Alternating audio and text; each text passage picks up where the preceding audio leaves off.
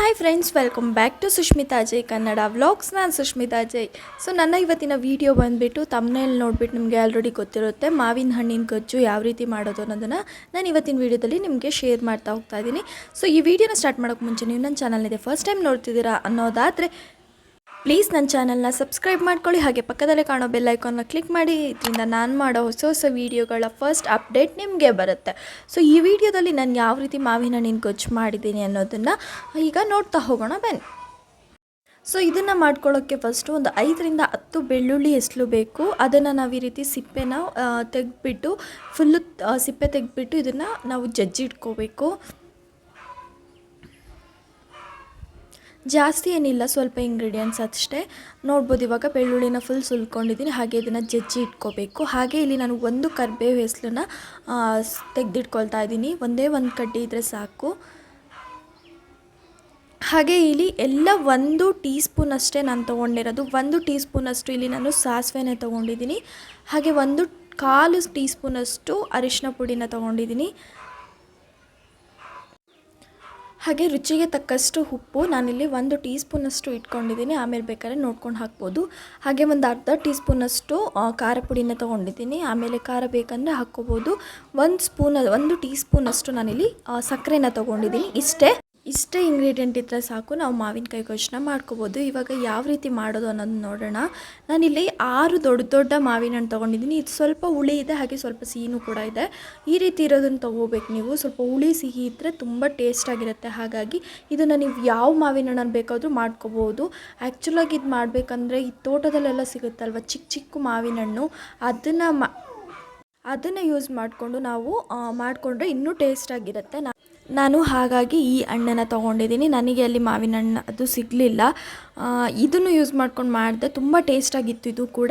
But ಆ ಚಿಕ್ಕ ಮಾವಿನ ಹಣ್ಣಿದ್ರೆ ಇನ್ನೂ ಟೇಸ್ಟಾಗಿರುತ್ತೆ. ಹಾಗಾಗಿ ಈ ರೀತಿ ಮಾವಿನ ಹಣ್ಣಿನ ಸಿಪ್ಪೆನೆಲ್ಲ ತೆಗಿಬೇಕು. ಸಿಪ್ಪೆನ ತೆಗೆದ್ಬಿಟ್ಟು ಸಿಪ್ಪೆನ ಎಸಿಬೇಡಿ, ಅದರಲ್ಲಿರೋದನ್ನು ಈ ರೀತಿ ಎಲ್ಲ ಸ್ಪೂನಿಂದ ತೆಗೆದ್ಬಿಟ್ಟು ಹಾಕ್ಕೊಳ್ಳಿ. ಎಲ್ಲ ಮಾವಿನ ಹಣ್ಣಿನ ಸಿಪ್ಪೆಯಲ್ಲೂ ಈ ರೀತಿ ಅದನ್ನು ಎಕ್ಸ್ಟ್ರಾಸ್ನೆಲ್ಲ ತೆಗೆದು ಈ ರೀತಿ ಸ್ಪೂನಲ್ಲೆಲ್ಲ ತೆಗೆದು ಹಾಕಿದರೆ ಅದರಲ್ಲಿರೋದು ವೇಸ್ಟ್ ಆಗೋಲ್ಲ. ಇಲ್ಲಿ ಯಾವುದೂ ವೇಸ್ಟ್ ಇಲ್ಲ, ಸಿಪ್ಪೆ ಬಿಟ್ಟು.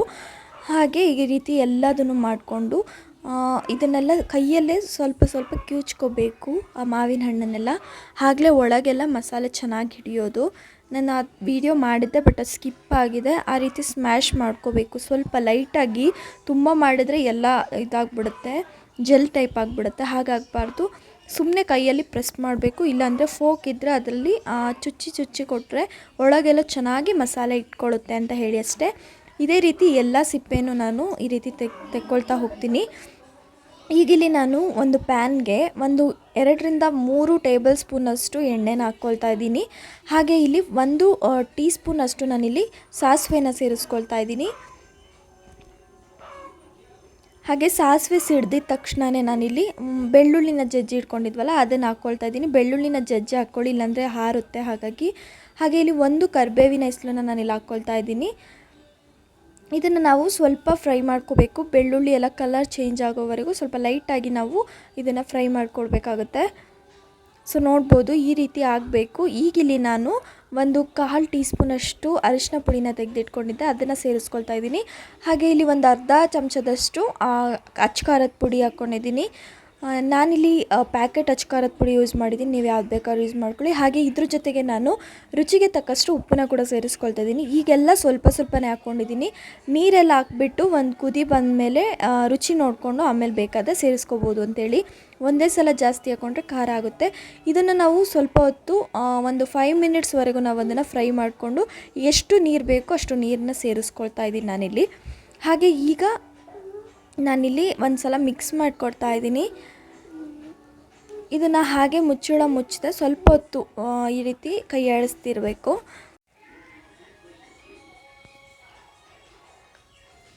ಈಗ ನಾನಿಲ್ಲಿ 1 ಚಮಚದಷ್ಟು ಸಕ್ಕರೆನ ತೆಗೆದಿಟ್ಕೊಂಡಿದ್ನಲ್ಲ ಅದನ್ನು ಸೇರಿಸ್ಬಿಟ್ಟು ಈಗ ಒಂದು ಸಲ ಮಿಕ್ಸ್ ಮಾಡಿ ಮುಚ್ತಾ ಇದ್ದೀನಿ. ಒಂದು 5 ನಿಮಿಷ ಆದಮೇಲೆ ತೆಗೆದು ನೋಡಿ, ಕುದೀತಾ ಇರುತ್ತೆ. ಈಗ ನೀವಿಲ್ಲಿ ಉಪ್ಪು ಖಾರ ಸ್ವಲ್ಪ ಸಕ್ಕರೆ ಹಾಕಿದ್ವಿ, ಎಲ್ಲ ಬ್ಯಾಲೆನ್ಸ್ ಆಗಿದೆಯಾ ಅಂತ ನೋಡಿಬಿಟ್ಟು ಬೇಕಾದರೆ ಸೇರಿಸ್ಕೋಬೋದು. ನಾನಿಲ್ಲಿ ಉಪ್ಪನ್ನ ಸೇರಿಸ್ಕೊಳ್ತೀನಿ, ಹಾಗೆ ಸ್ವಲ್ಪ ಖಾರ ಪುಡಿನ ಕೂಡ ಸೇರಿಸ್ಕೊಂಡಿದ್ದೀನಿ. ಉಪ್ಪು ಖಾರ ಪುಡಿ ಎರಡೂ ಕಮ್ಮಿ ಇತ್ತು, ಹಾಗಾಗಿ ಸೇರಿಸ್ಕೊಂಡಿದ್ದೀನಿ. ಇದನ್ನು ಚೆನ್ನಾಗಿ ಮಿಕ್ಸ್ ಮಾಡ್ಕೋಬೇಕು.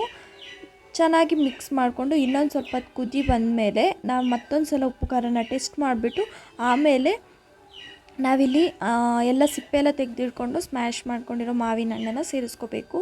ಈ ರೀತಿ ಕೈಯಲ್ಲೇ ಸ್ವಲ್ಪ ಸ್ವಲ್ಪ ಕಿವುಚ್ಬಿಟ್ಟು ಹಾಕೋದ್ರಿಂದ ಒಳಗಡೆ ಎಲ್ಲ ಚೆನ್ನಾಗಿ ಮಸಾಲೆ ಇಟ್ಕೊಳ್ಳುತ್ತೆ. ತುಂಬ ಟೇಸ್ಟಾಗಿರುತ್ತೆ ತಿನ್ನೋಕ್ಕೆ ಅಂತೇಳಿ ಅಷ್ಟೇ. ಇದನ್ನೆಲ್ಲ ಈಗ ಸೇರಿಸ್ಕೊಂಡು ಒಂದು ಸಲ ಚೆನ್ನಾಗಿ ಮಿಕ್ಸ್ ಮಾಡಿಕೊಡ್ಬೇಕು. ಈಗ ಇದನ್ನು ಈ ರೀತಿ ಚೆನ್ನಾಗಿ ಮಿಕ್ಸ್ ಮಾಡ್ಕೋಬೇಕು. ಎಲ್ಲದನ್ನು ಈ ರೀತಿ ಚುಚ್ಚಿ ಕೊಡೋದ್ರಿಂದ ಒಳಗೆಲ್ಲ ಚೆನ್ನಾಗಿ ಹಿಡಿಯುತ್ತೆ. ಹಾಗಾಗಿ ಈಗ ಒಂದು ಮುಚ್ಚಳ ಮುಚ್ಚಿಬಿಟ್ಟು ಒಂದು 5ರಿಂದ 10 ನಿಮಿಷ ಚೆನ್ನಾಗಿ ಕುದಿಯೋಕ್ಕೆ ಬಿಡಬೇಕು. ಅದಾದಮೇಲೆ ಓಪನ್ ಮಾಡಿಬಿಟ್ಟು ಅದನ್ನು ಮತ್ತೆ ಒಂದು ಸಲ ಮಿಕ್ಸ್ ಮಾಡ್ಕೋಬೇಕು. ಈಗ ನಾವಿಲ್ಲಿ ಲಿಡ್ ಕ್ಲೋಸ್ ಮಾಡಬಾರ್ದು. ಲಿಡ್ ಕ್ಲೋಸ್ ಮಾಡ್ದೇ ಇದನ್ನು ಚೆನ್ನಾಗಿ ಕುದಿಸ್ಕೋಬೇಕು. ಆವಾಗಲೇ ಅಲ್ಲಿರೋ ಜ್ಯೂಸ್ ಎಲ್ಲ ಅದಕ್ಕೆ ಎಳ್ಕೊಳ್ಳುತ್ತೆ. ಆವಾಗ ಇನ್ನೂ ತಿಕ್ಕಾಗುತ್ತೆ, ಗ್ರೇವಿ ಟೈಪಲ್ಲಿ ಇನ್ನೂ ತಿಕ್ಕಾಗುತ್ತೆ. ಇದನ್ನು ನಾವು ಊಟದ ಜೊತೆ, ಚಪಾತಿ ಜೊತೆ, ದೋಸೆ ಜೊತೆಗೆ ಯಾವುದ್ರ ಜೊತೆ ಬೇಕಾದರೂ ಕಾಂಬಿನೇಷನ್ ಮಾಡ್ಕೋಬೋದು. ತುಂಬ ಡೆಲಿಷಿಯಸ್ ಆಗಿರುತ್ತೆ. ಹೀಗೆ ಇದನ್ನು ಹೈ ಫ್ಲೇಮ್ ಇಟ್ಕೊಂಡು ಲಿಡ್ ಕ್ಲೋಸ್ ಮಾಡ್ದೇ ಕುದಿಸ್ತಾ ಇರಬೇಕು. ಹಾಗೆ ಆಗಾಗ ಕೈ ಆಡಿಸ್ಕೊಡ್ತಾ ಇರಬೇಕು, ಇಲ್ಲಾಂದರೆ ತಳ ಹಿಡ್ದೋಗುತ್ತೆ. ಅದಕ್ಕೆ ಈ ರೀತಿ ಅದನ್ನು ಆಗಾಗ ಸೌಟಲ್ಲಿ ಚುಚ್ಚಿ ಮತ್ತು ಇದನ್ನು ಈ ರೀತಿ ತಿರುಗಿಸ್ಕೊಡೋದ್ರಿಂದ ಗ್ರೇವಿ ಎಲ್ಲ ಅದಕ್ಕೊಳಗೋಗಿ ಹೀರ್ಕೊಳ್ಳುತ್ತೆ. ಹಾಗೆಯೇ ಅದರೊಳಗಡೆ ಇನ್ನೂ ಸ್ಪೈಸಿಯಾಗಿ ಟೇಸ್ಟಾಗಿರುತ್ತೆ. ಹಾಗಾಗಿ ನೋಡ್ಬೋದು, ಮುಚ್ಚಳ ಮುಚ್ಚದೇನೆ ತಿರುಗಿಸಿ ಕೊಡ್ತಾಯಿದ್ದೀನಿ.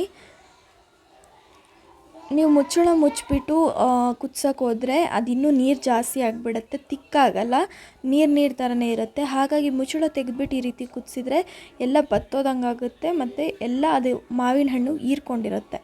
ಇಷ್ಟೇ, ಈಗಿದು ರೆಡಿ ಆಗಿದೆ. ನಾವು ಇವಾಗ ಇದನ್ನು ಸರ್ವ್ ಮಾಡಿಕೊಂಡು ತಿನ್ಬೋದಷ್ಟೇ. ಸೊ ಇಷ್ಟೇ ಇವತ್ತಿನ ವಿಡಿಯೋ.